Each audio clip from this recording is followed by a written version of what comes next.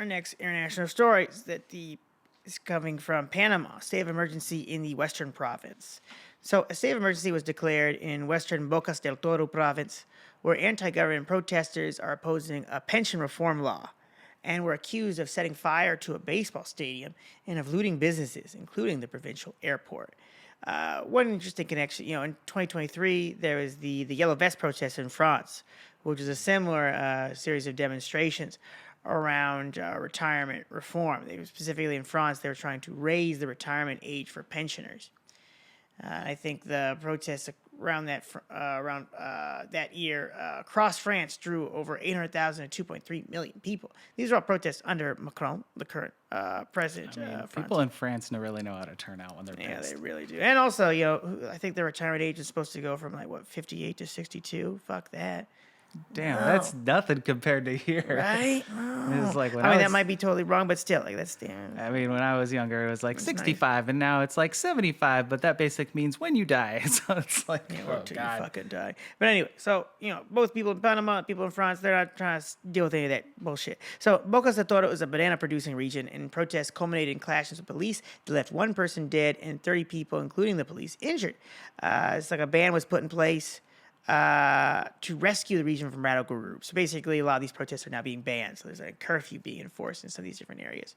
The protests were backed by unions and indigenous groups across the country. And these protests were largely led by workers from the Chiquita banana plantation. So Chiquita called the workers' strike an unjustified abandonment of work and fired thousands of employees. You mean the same Chiquita banana that basically created the term Banana Republic? Yes, exactly. They're still there. They just, instead of saying United Fruit, they're now Chiquita. Chiquita. Bonita. Come on, mamacita. I'm just not going to do that. I'm not going to do it. I'm not going to. So anyway, so, so folks have been doing all kinds of different demonstrations against these different pension reform laws, including so much as strikes, right? They've been actually leaving their workplaces, right? And so there's been a unity between a lot of just regular folks and organized labor, as well as organized indigenous people. And so in some places, these plantations have been on strike for more than a month. So this is part of a nationwide industrial action. So they've been protesting these new Social Security laws. They've been lowering people's pension disbursements, my understanding is. So at this point, point of reporting, the strikes were caused at least $75 million in losses. That is according to Chiquita. And so Reuters reported that about 5,000 to 6,500 workers were just immediately laid off by Chiquita. Yeah, just immediately just laid off. And so the right-wing president, Jose Raul Molino, has been also facing protests over a deal he struck with Trump that has allowed U.S. troops to deploy to Panamanian bases along the Panama Canal. So he's been no friend of the people. And so also pushing reopening. He's also been pushing to open up some of Panama's largest mines again, the Cobra Panama.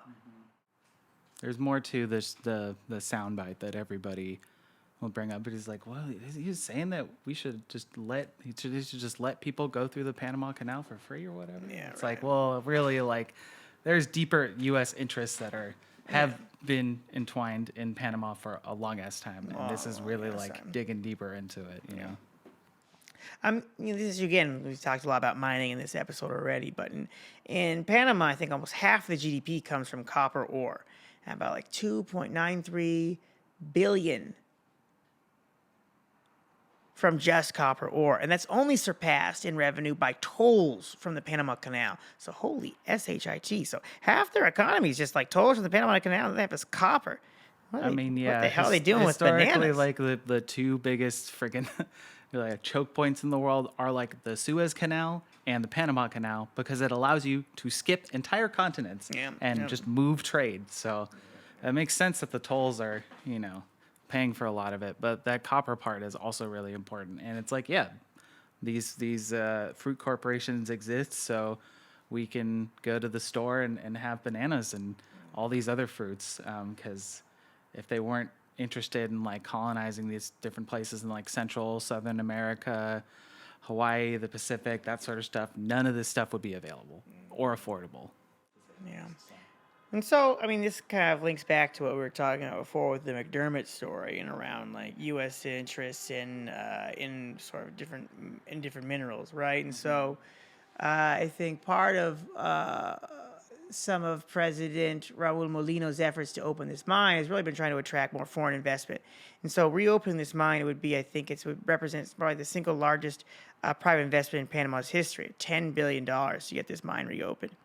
And so, yes. And so I'm trying to make sure that this mine is already okay. Okay. Yeah, I mean, I think it's also important to note that the reason why this stuff about copper we're keeping bringing up is a lot of this has to do with like the development in like new tech, and I'm kind of like thinking about it similarly in some ways to like how like lumber develops over time. I mean, I'm sure we've all seen like that meme where it's like this was lumber in a house in like the 19th century or whatever, and this is what it is now. It's like the more mining that's done over time, the more extraction from the earth that happens, the lower quality of the products that come out. And that means they're going to have to double up on it even more.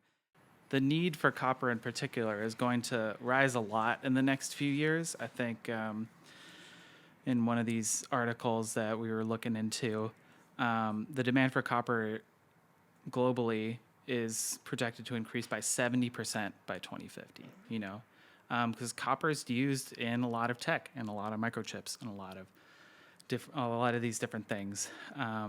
And between like a third and half of global copper supply is expected to be impacted by declining ore grades and infrastructure aging as well, which is going to lead to even more production and greater capital reinvestment needs.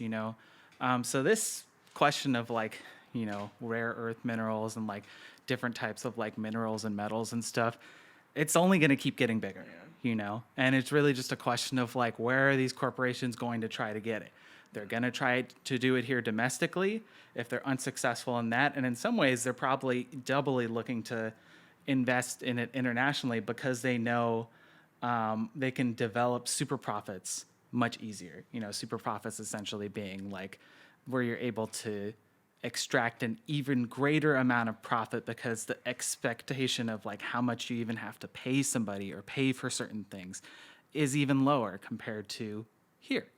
But the situation here can definitely change, just like it can definitely change internationally as well.